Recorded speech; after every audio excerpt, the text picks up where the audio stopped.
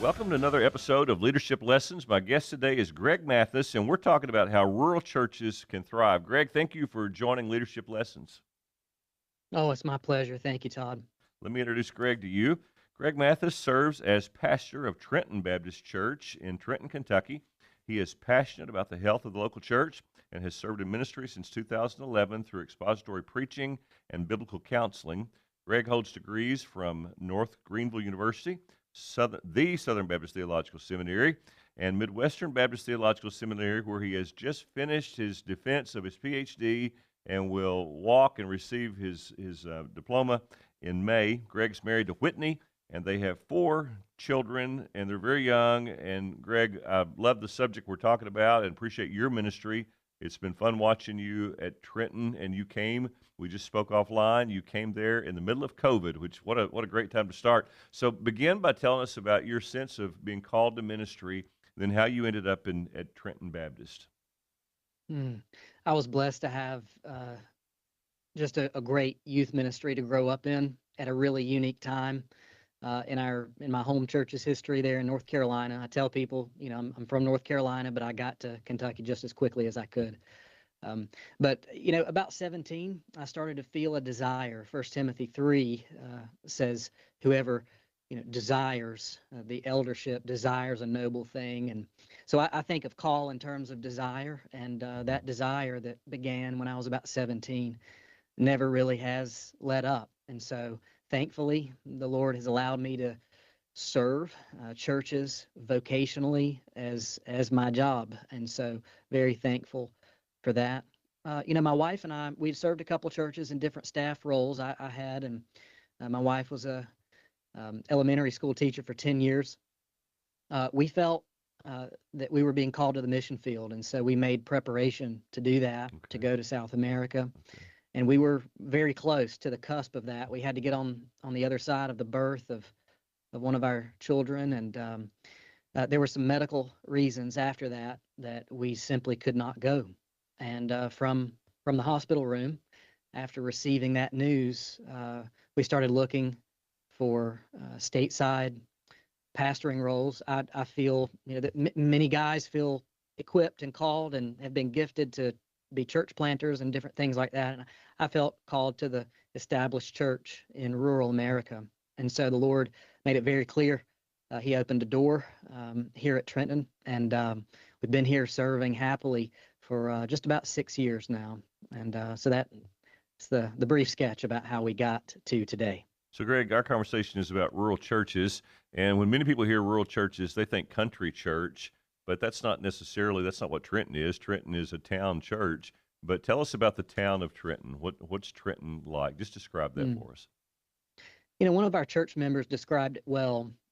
They said we're rural but not remote. Okay. Just across the state line in Tennessee, Clarksville, we can be to a Chipotle at 15 minutes. So you're never really in the boonies when you can be at a Chipotle or a Chick-fil-A in 15 or 20 minutes. But we're very rural. It's an agricultural industry or economy here, and our people really love that. And I do too. My boys have grown to know a lot more about tractors and equipment than I ever thought But they love it. that they would. Yeah. But yeah, we have our town is, I think the last census said something like 377 people. We're probably a little over 400 now. Some homes have been built. With the changing of the tax code, the state line between Kentucky and Tennessee is beginning to blur a little bit. And so we've been seeing some folks a little more willing to build a house or to move into our community. And but we're still very small, 400 people. And so it creates a tight-knit reality that we enjoy. There's been an emphasis in some ministry leadership circles in recent years to focus on the cities, the population bases where the masses of people are. Why do rural churches still matter in your view in the kingdom of God, Greg? Oh, that's a great question. You're right that so much of our church planning efforts have been focused on the cities, and I totally understand the rationale for that. Sure. But the reason that rural ministry matters is because the only church that matters to a person who lives in a community like mine is the church that they attend. Yeah. It's the church that they can go to, the church that can bring them a meal when they are sick. So, image bearers exist everywhere. Yep. We understand that they're more highly concentrated in cities.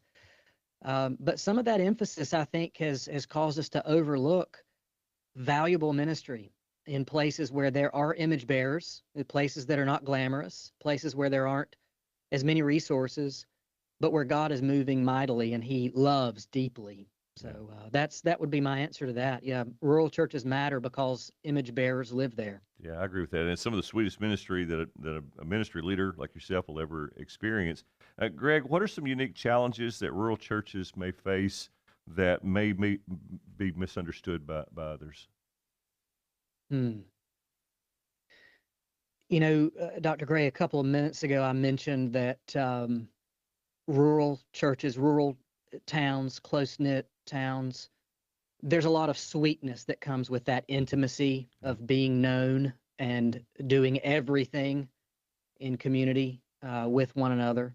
That actually, as you say, it facilitates real ministry. You can be known and cared for and loved and visited and all of that stuff.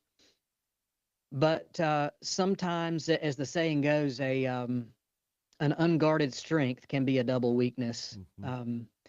There are certain things related to church health. Think about the church discipline passages, Matthew 18. Sure. Well, when I was in Greenville, South Carolina, or suburban Greenville, South Carolina, if our church staff had to have a difficult but needed pastoral conversation with somebody, and let's say that conversation did not go well, and that person decided to, not hear our leadership, and they decided to go a different direction, we might not see that person for a year. And we might run into them at the grocery store if some chance of fate occurred.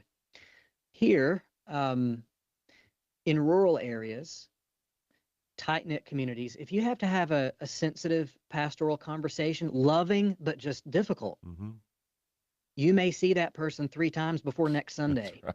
Exactly. And so that, because of that, I think there are, a lot of people who believe convictionally about following all of the Bible, and then in practice, it can be very excruciating in places like this. So that would be a challenge, I think. And Greg, you'll also see their family members as well. Exactly. And they're all, No, go right ahead, please. Family. I think, if you're in an urban area and everyone is transient, well, then your church family becomes your family.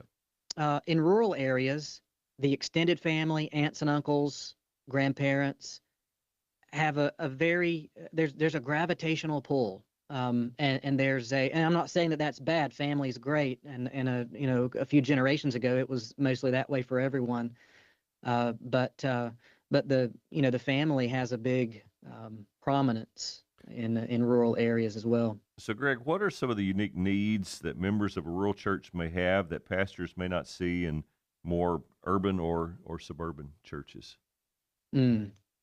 Yeah.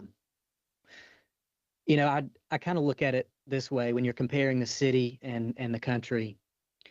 In the city, and I hope this doesn't come across as me kind of slamming, city people and people who minister in the city. I'm trying to be encouraging to people who are in my context. Sure, absolutely.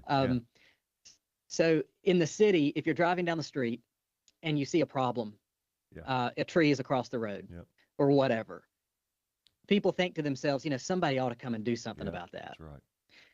In the country, when we drive up and we see a problem, we get on our phones and call each other and say, we need to do something about this.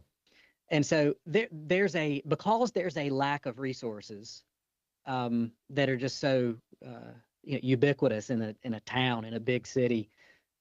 There's a resilience, there's a coming together of the community that occurs in rural areas. But that can be a challenge because there are people who have needs, and those needs aren't getting met sometimes if they're unnoticed or unknown to a church or something like that. So I think knowing where the needs are, knowing where the gaps in resources are, can be a great opportunity for the Yeah. church to step up, where other places there might be a program to solve this problem. Well, Yeah. here the church can step up and be the church to folks in need.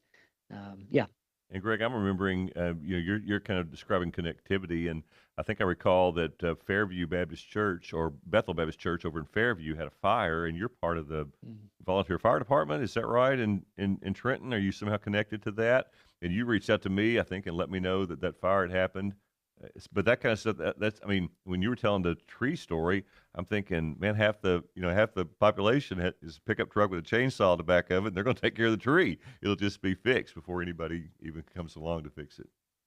Yeah, those who have watched the news, we had a train derailment Yeah. just a few weeks ago here in our town, and a good percentage of the fire department are our church members, and I'm happy to show up, to situations like that, and not only be able to try to meet a need, but to say, hey, our church is here for you as well. So Yeah. that's another thing that you can leverage in a community like ours that others may not have such an opportunity. So, Greg, we're talking about thriving, or how rural churches can thrive. And when many folks in ministry leadership would hear about a thriving church, they might be thinking a church baptizing 50, 60 people a year, that all of a sudden they grew by 30, 40, 50%, and then it grew again. If a population is 377 people, you're probably not going to baptize 50 people a year. That's going to be just a population challenge. So, what's the, for lack of a better term, scorecard for thriving? What does a thriving church look like for you in a rural setting? Hmm. There have been times when our fruitfulness has not had any correlation to anything that we're doing. Yeah, And so there's sometimes we're working very hard yeah, and we're not seeing many results. There's right. other times where we're just trying to stay steady and God is doing a work. I think the answer to your question is a thriving church is a church that is faithful, Okay, full stop. yeah, Many of the strategies for growth, as you allude to, they often just don't translate to our context, and that's okay. I would also say to pastor faithfully serving, a church member faithfully serving in a far-flung area, apparent fruit and real eternal fruit are two different things.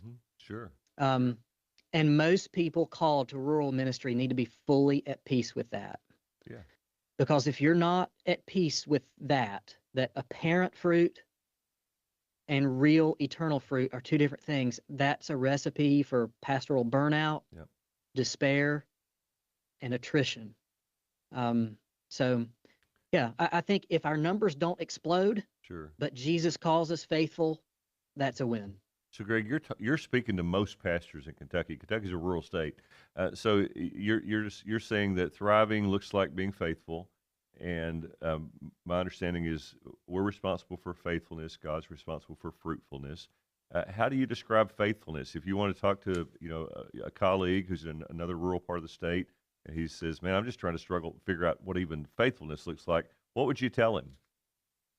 No, that's a good question.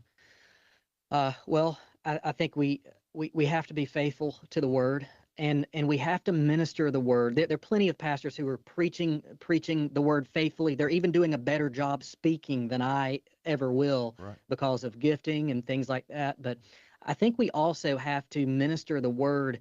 We have to come out of the pulpit and be willing to minister the word in a way that's faithful to the rest of the Bible. And so if Southern Baptist Church attendance peaked in 2005, Yeah. I was a product of that. So Right. I'm 15 years old. I'm in the peak of youth ministry culture in 2005, and I look around and frankly, at the peak of our success, at the peak of our visible success, many of those that I would have considered at that time to be walking very closely with the Lord have fully renounced him at this point in my life. And so here I am, 36. It's been a good, almost 20 years now, Yep. or 20 years, 20. 21 years. And so I'm just trying to come to peace with that math I here for a understand. second. Yeah.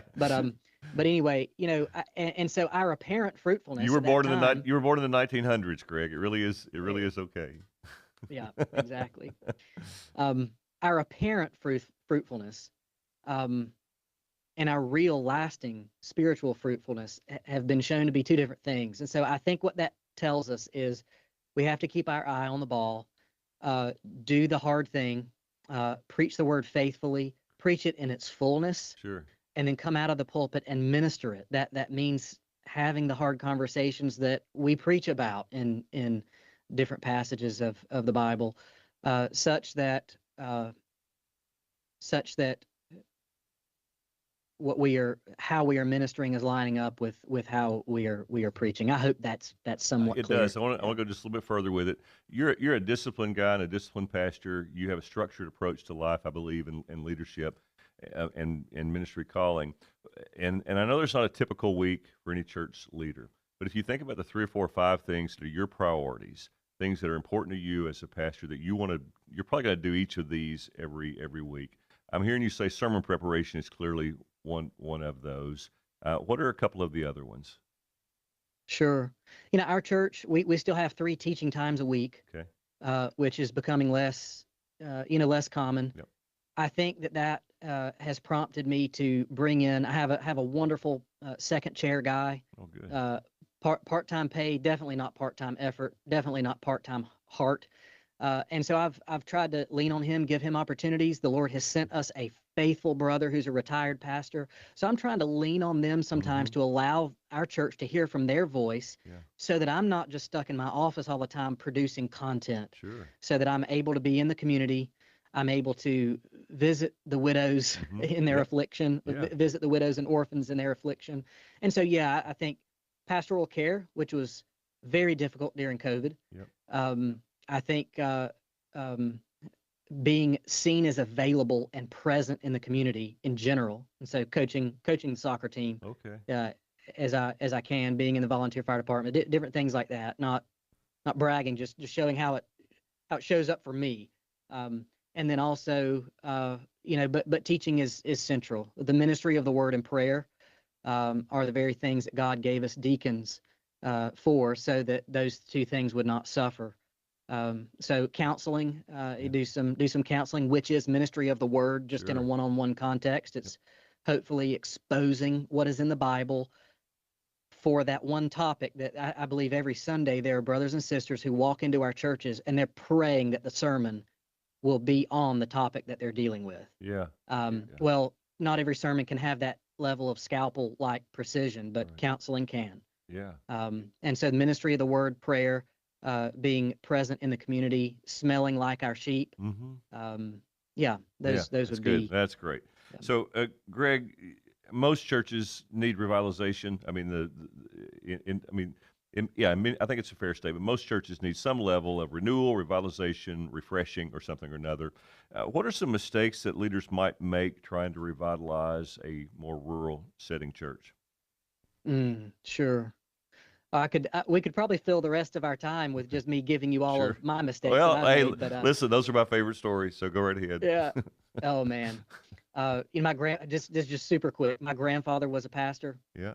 He was called to preach a funeral of a man who had been a ward of the state. I can't remember if he had lived in a institution or whatever. Yeah. And my grandfather this is in the 60s or whatever. He's just so tired. He goes to this place in the 50s or the 60s.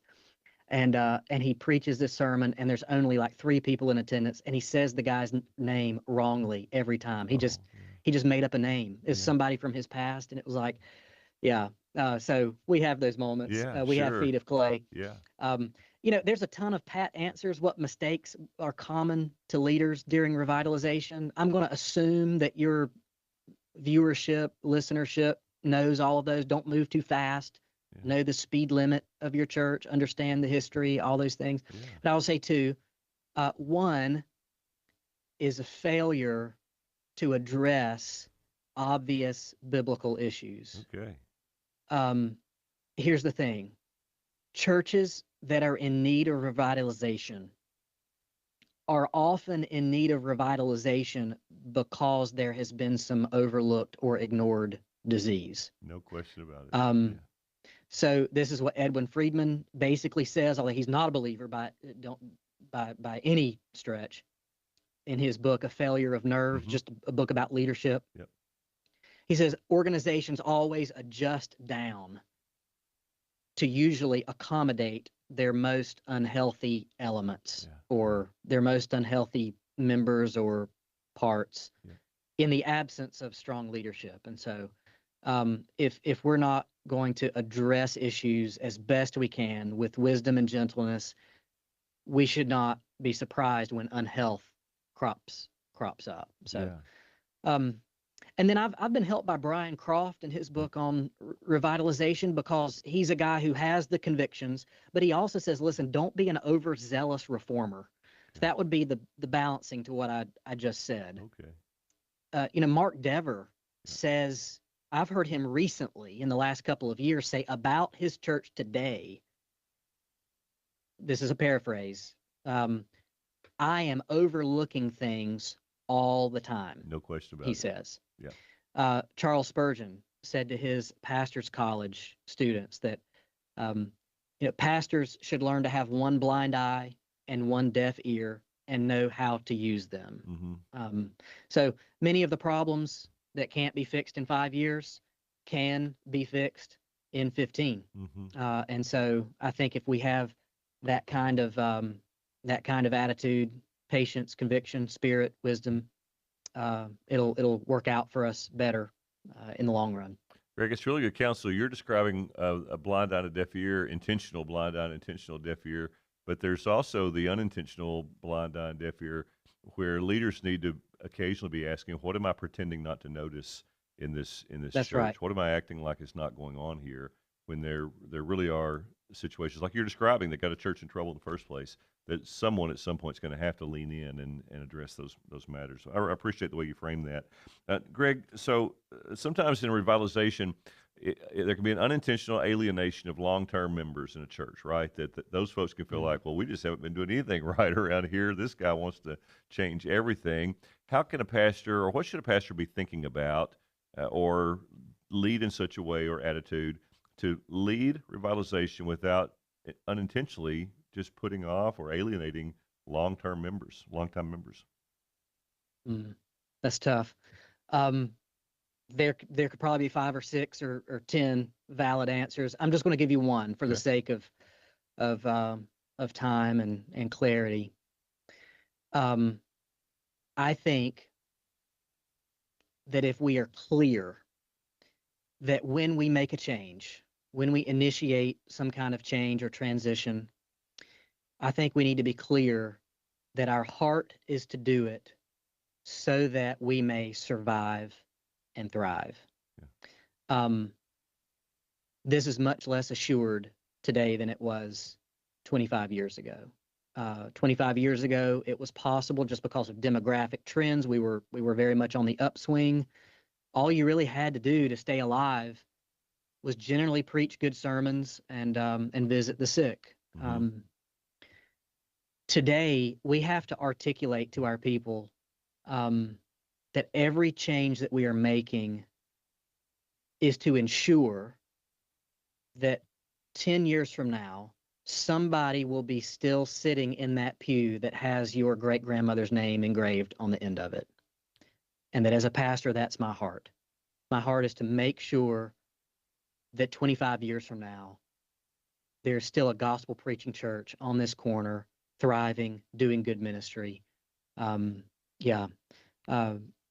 we're leading change, I don't like change. Sure. I mean, I go home to a family reunion. I love to sit on the same seat and the same couch, open up the same book and flip through it with sitting next to the same uncles. And so I understand that. And the world is changing around us so rapidly. Yeah. Sometimes it feels like the only thing that stays the same is my church. And when my church starts to feel different, then I feel like nothing is safe. And so understanding that, but also saying, friends, we want to still be here. We want to be doing healthy ministry. So, would you follow us? Would you follow God's leadership through your church leadership, so that we can do what we can to stay healthy and thrive? So, Greg, I'm kind of assuming that when you lead that way in the setting where you are, when you're communicating to that congregation who loves that church, they're invested. Their generations before them and their family was invested. They're invested heavily. They want to see it survive and to thrive. I'm guessing that when you lead with that approach of saying this is for our future, for our well-being, for the well-being of this congregation, it probably slows down the change a little bit, puts a pace on it that's a little slower, and it probably gains support from the church fairly well. Is that the reality, or is it different than that? I would hope so. Yeah, I think that you're right that nobody wants to see the church that they love shrivel and die. yeah, Um, I believe that God's people, indwelt by the Spirit, um, understand that we're primarily here for the mission. I mean, I also know I know that there are churches who they have folks there who don't have that heart. So I'm not trying to paint sure, a understand. rosy picture because I have friends who have been in very difficult situations. The Lord's been very kind to us here at Trenton, and so to this point, I think through slow and steady, always I mean, we are children of the Reformation. Hmm. Uh, we are semper reformanda. We're always reforming, and so it should not be a surprise to us that we and the things that we do, our message never changes, but many times our methods have to reform in order to meet the cultural moment that we're often struggling to keep up with. Yeah, yeah. Amazing Grace was a new song at one point in history.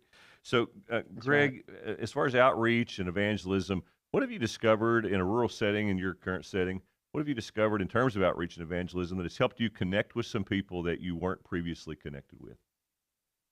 Hmm, that's great. So there are two things that we have done. One, it's harder to see the fruit, Yeah, um, but it earns us, I hope, a good reputation in our town. And so one is just doing things frequently for people and not asking for anything in return. yeah, it's good. So just very simple thing that we do. We just did it last Saturday. We go out to our local convenience center, which is a trash compactor, Hmm. and we just offer to take people's trash out of their car. It's obvious. We have our sign up and our shirts on, and we're from Trenton Baptist. We're just here to grab your trash, Oh, nice. and we don't want anything in return. Um, Wow. we'll hand out water if we have a festival. We'll Yep. just it's usually a hot day in July, Yeah. and so we try to do thing that's not going to take away from another vendor, Yep. from giving away food or True. some kind of specialty drink, but we give away water, and just have a smile on our face. So those things we don't know what that does for us. If hopefully people will have a good memory in their Sure. mind about us. Yep. There are other things. So because we're so small, we're able to notice when people move in, Hmm. and so as often as we can when people move in, I take them a care package, Oh, yeah. a gift card to one of our local restaurants, which we have two in our Hmm. town. We want them to thrive. We want them to be here. Yep. And so we give them a small gift card, some information about our church, and we offer, hey, listen, you're new in town. We would love to be a resource. Here's my card. I'm thankful that I serve on a scale where, I hand out my business card, and my business card has my cell phone number on it, and people Hmm. really appreciate that. Sure. So, yeah, those are two things that we've done, and we've seen some fruit. Yeah, you're visible. You're creating goodwill when you do those, and you're not offending the businesses in town with the way you do it. That's just really smart ministry. So, two quick questions in closing. How can listeners pray specifically for rural churches? If we want to think about, I want to pray for rural churches in Kentucky. How can we pray specifically? Mm. I think that we should be praying that God would raise up a crop of pastors to send to rural churches. Yeah. Um, One of the consequences of the emphasis on church planting in cities, which is great and we need it, one of the consequences has perhaps been um, a downplaying of the value of rural ministry. Yeah. And when you combine that with just frankly the challenges of leadership, leadership is heavy, Yeah. and because of that, I'm creeping up on 40, Yeah. and a lot of guys in my situation, and I understand the pull. This is not body slamming them. Like the idea of being a staff person at a larger church, Yeah. Sure. where frankly the buck doesn't stop with Yeah. us. The complaints don't all come to us, and the responsibility is shared among a multi-staff environment. Meanwhile, there are many churches, even good churches that can support families, Yeah. that are languishing. The pastor shortage, in some way, and I don't know the demographics as well as you would, Todd, but in some ways, I wonder if the pastor shortage is more of a staff choices that many guys are making when we need faithful brothers out here. Yeah, I think so. I mean, I think we see that anecdotally in lots of places. Lots of folks graduating from seminary here in Louisville are not moving into the pastorate. They're doing something else that's not the pastorate. And there's a lot of guys just don't want to jump into what they believe is going to be a kind of a pressure cooker solo pastorate. Yeah, I think you're onto something, Greg. So talk to your peers who are pastoring in settings similar to yours. Sometimes you feel isolated, right? Alone, overlooked. Nobody's noticing what's happening there. God obviously notices. What do you say to your brothers to just encourage them to just stay faithful where they're until God moves them or until God calls them out? I think, Dr. Gray, I think the normative church is back. Yeah, I believe that. I mean, I really believe that. Yeah. If we really believe, and I think the fruit of this reality, this cultural reality, is only going to increase if we really do believe that we are living in the authenticity age, and that the generations that are cropping up are the authenticity generations. Mm-hmm.